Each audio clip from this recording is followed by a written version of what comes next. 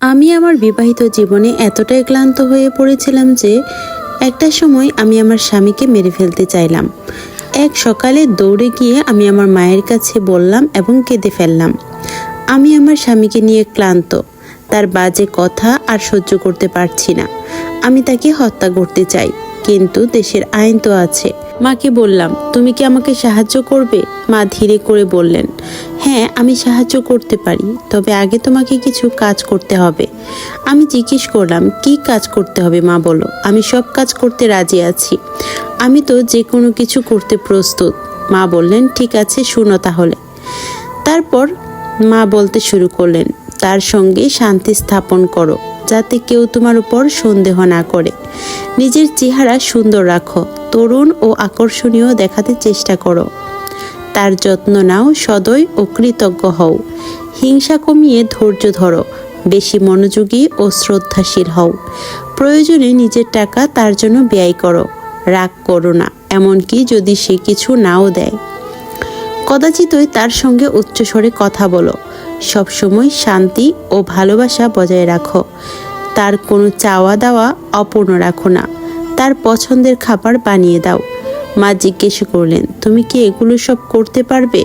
আমি উত্তরে বললাম, এটা কোনো কাজ হলো নাকি, এগুলো আমি সবই করতে পারবো। তারপরও আমি আমার কাজটা হাসিল করব।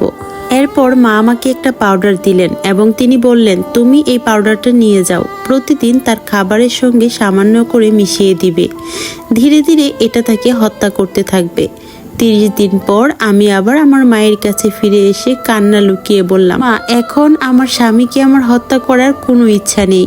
আমি তাকে ভালোবাসতে শিখেছি, কারণ সে পুরোপুরি বদলে গেছে। এখন সে আমার কল্পনার চেয়েও ভালো। এখন তাকে মৃত্যুর হাত থেকে বাঁচাতে আমি কি করব? আমাকে সাহায্য করো। মা হেসে উত্তর দিলেন, ভয় করো না, সেই পাউডারটি ছিল শুধু হলুদের গুঁড়ো, যা কখনো তাকে মারবে না। সত্য কথা হলো, আসলে তোমার নিজের আচরণই ছিল এমন বিষ, যা ধীরে ধীরে তোমার স্বামীকে হতাশ করে, উত্তেজিত করে আর সম্পর্ককে ধ্বংস করছিল। এই গল্পটি থেকে আমরা কি শিখতে পারলাম? সর্বপ্রথম নিজের ভুল ও দোষগুলো চিনে নিয়ে সেগুলো সংশোধন করা উচিত।